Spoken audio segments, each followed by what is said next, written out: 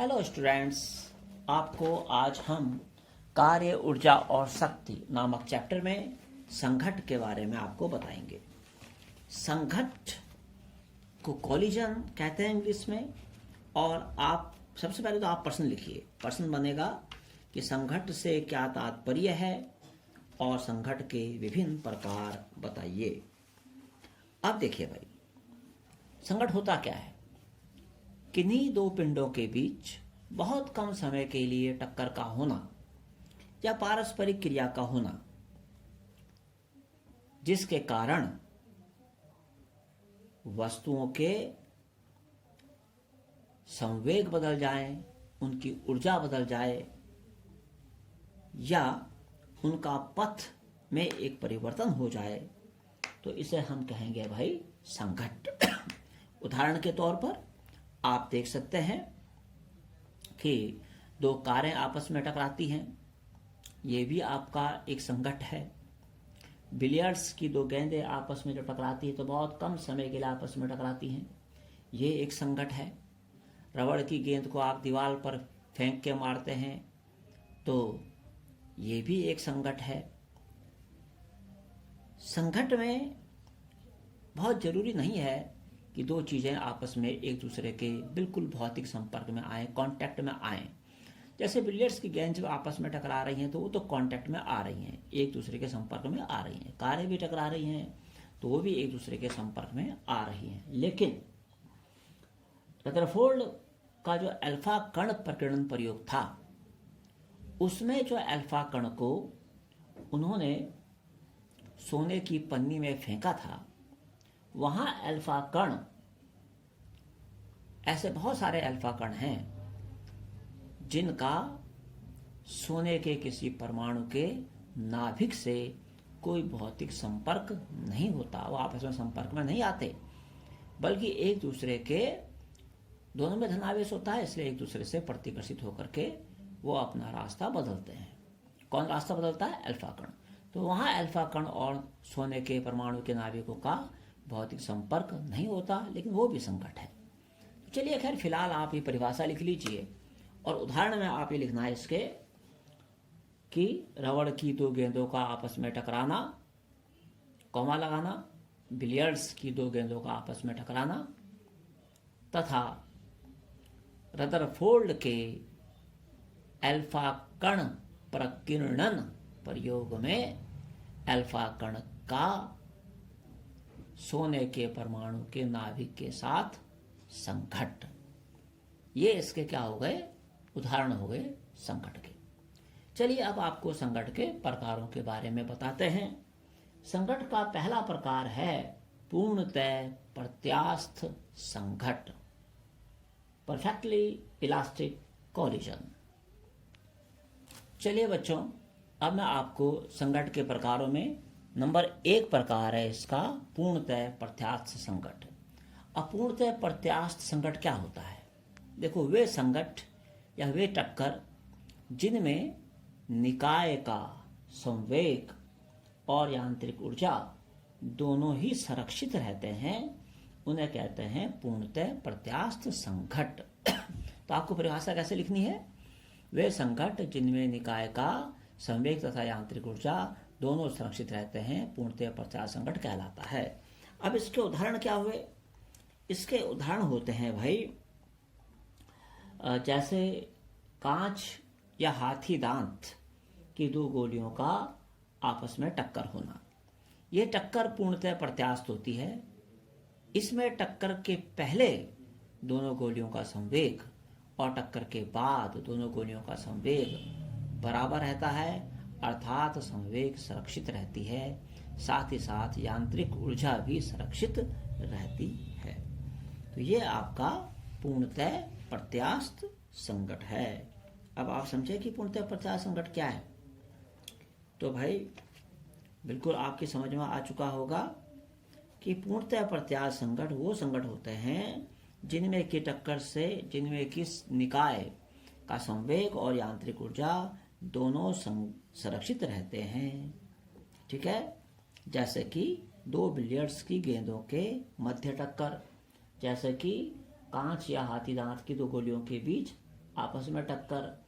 Gas के अणु भी जब एक दूसरे से टकराते हैं तो उनकी टक्कर भी पूर्णतः प्रत्यास्थ ही होती है। क्लियर? तो आप इसको बस खाली इतना लिखें, ये लिख लें और उसके बाद एक आध उदाहरण लिख लें इसका। ठीक है? तो पूर्णतः प्रत्यास्थ संघटक के गुण क्या क्या हुए? नंबर 1, इसमें निकाय का कुल संवेग संरक्षित रहता है। नंबर 2, इसमें निकाय की आंतरिक ऊर्जा संरक्षित रहती है। ठीक है? आ गया समझ में? अब आपको हम नेक्स्ट बताते हैं कि नंबर 2 प्रकार कौन सा है। देखिए बच्चों, दूसरा है आपका अप्रत्यास्थ संघट।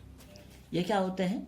वे संघट, वे कोलिजन यानी कि वो टक्कर, वे संघट जिनमें टक्कर के बाद निकाय का संवेग तो संरक्षित रहता है लेकिन यांत्रिक ऊर्जा संरक्षित नहीं रहती, अप्रत्यास्थ संघट कहलाते हैं। मतलब क्या हुआ? मतलब ये हुआ कि भाई टक्कर हो गई पिंडों की और टक्कर के बाद पिंडों का यानी कि जिन पिंडों की आपस में टक्कर हुई उनका टोटल संवेग वही रहता है जो टक्कर से पहले उन दोनों का टोटल संवेग था। जैसे दो कारें आपस में जा रही हैं तो पहली कार का भी कुछ संवेग होगा, दूसरे का भी संवेग होगा, दोनों को जोड़ दो तो कुल संवेग निकल गया। उनमें आपस में टक्कर हुई, टक्कर के बाद अगर दोनों कारों का टक्कर से पहले का संवेग और टक्कर के बाद का संवेग बराबर हो तो वो अप्रत्यास्थ संघट कहलाएगा। सॉरी, संवेग अगर बराबर हो तो अप्रत्यास्थ संघट कहलाएगा। ठीक है? लेकिन साथ ही साथ ये भी होना चाहिए कि टक्कर से पहले दोनों कारों की यांत्रिक ऊर्जा और टक्कर के बाद की यांत्रिक ऊर्जा समान नहीं होनी चाहिए। तो अब इसके उदाहरण क्या हुए? इसके उदाहरण होते हैं जैसे रबड़ की गेंद का दीवार से टकराना और दूसरा होता है कि भाई सड़क दुर्घटना में दो कारों का आपस में टकराना। तो जब दो कारें आपस में टकराती हैं तो टकराने के बाद वही संवेग होता है टोटल जो टकराने से पहले दोनों कारों का टोटल संवेग हो, लेकिन टक्कर से पहले की यांत्रिक ऊर्जा यानी कि गतिज ऊर्जा और स्थितिज ऊर्जा का योग टक्कर के बाद की यांत्रिक ऊर्जा के बराबर नहीं रहता है। क्यों नहीं रहता है? होता क्या है कि टक्कर से पहले उनकी जो यांत्रिक ऊर्जा होती है वो टक्कर के बाद अन्य ऊर्जाओं में बदल जाती है, जैसे कि उसमें ऊर्जा में बदल जाती है। कारें गर्म हो जाएगी टक्कर के बाद, ध्वनि ऊर्जा में बदल जाएगी, ध्वनि निकल जाएगी। बस यांत्रिक ऊर्जा संरक्षित कहाँ से रहेगी? क्योंकि यांत्रिक ऊर्जा तो अन्य ऊर्जाओं में कन्वर्ट हो गई। इसलिए टक्कर से पहले यांत्रिक ऊर्जा किसे कहते हैं? गतिज ऊर्जा और स्थितिज ऊर्जा का योग, वो कुछ और होता है, टक्कर के बाद कुछ और होता है। तो अब आपकी समझ में अप्रत्यास्थ संघट भी आ गया होगा। ठीक है? तो क्या समझे आप? पूर्णतः प्रत्यास्थ संघट में तो भाई टक्कर से पहले और टक्कर के बाद निकाय का संवेग और यांत्रिक ऊर्जा दोनों रहेंगे संरक्षित, लेकिन अप्रत्यास्थ संघट में टक्कर से पहले और टक्कर के बाद संवेग तो रहेगा संरक्षित लेकिन यांत्रिक ऊर्जा संरक्षित नहीं रहेगी। चलिए अब तीसरे प्रकार के संघट के बारे में बात करते हैं जिसका नाम है पूर्णतः अप्रत्यास्थ संघट। चलिए बच्चों, अब आपको बताते हैं तीसरे प्रकार का संघट जिसका नाम है पूर्णतः अप्रत्यास्थ संघट। तो परिभाषा तो बहुत सिंपल सी है कि वे संघट जिनमें टकराने पर दोनों पिंड परस्पर जुड़ जाते हैं और दोनों एक समान वेग से गति करते हैं, पूर्णतः अप्रत्यास्थ संघट कहलाता है। इसके आगे ये भी लिखिए कि इस संघट में निकाय का संवेग तो सुरक्षित रहता है लेकिन यांत्रिक ऊर्जा संरक्षित नहीं रहती। यही जो यहाँ है कि इस संघट ऐसे लिखते हैं, टा है, टा के ऊपर ये संघट है, ये संघट में निकाय का संवेग तो संरक्षित रहता है लेकिन यांत्रिक ऊर्जा संरक्षित नहीं रहती। तो क्या हुआ, पूर्णतया अप्रत्यास्थ संकट क्या हुआ? देखो भाई, जैसे कि ये एक गोली है, ओके, और यहाँ पर आपकी एक मान लिया लकड़ी का एक बॉक्स है। अब ये गोली टकराई और लकड़ी के बॉक्स के अंदर धंस गई, और धंस करके ये लकड़ी का बॉक्स और गोली दोनों एक समान चाल से चलने लगे। ओके, अब देखिए, अब यहाँ क्या होता है भाई, इसमें टकराने से पहले इसका वेग क्या था? शून्य था भाई, क्योंकि तो रुका हुआ था, और गोली का वेग बहुत ज़्यादा होगा, है ना। और अब ये टकरा गया, टकराने के बाद क्योंकि गोली अब इसके अंदर ही रह गई, इसलिए दोनों एक समान चाल से आगे जा रहे हैं। आपको पता है भाई, गोली जब इसे टकराएगी तो पत्थर भी आगे, ये लकड़ी का बॉक्स भी आगे की तरफ भागेगा। अब दोनों की चाल क्या हो गई? एक समान, क्योंकि गोली किसके अंदर है? लकड़ी के बॉक्स के अंदर। तो आपकी बात समझ में आ गई ना, कि वे संकट जिनमें टकराने पर दोनों पिंड परस्पर जुड़ जाते हैं, देखो जुड़ गए, और दोनों एक समान वेग से गति करते हैं। एक समान वेग से तो गति करेंगे, क्योंकि गोली लकड़ी के बॉक्स के अंदर है। इसे कहते हैं पूर्णतः अप्रत्यास्थ संकट। इस संकट की खासियत क्या है?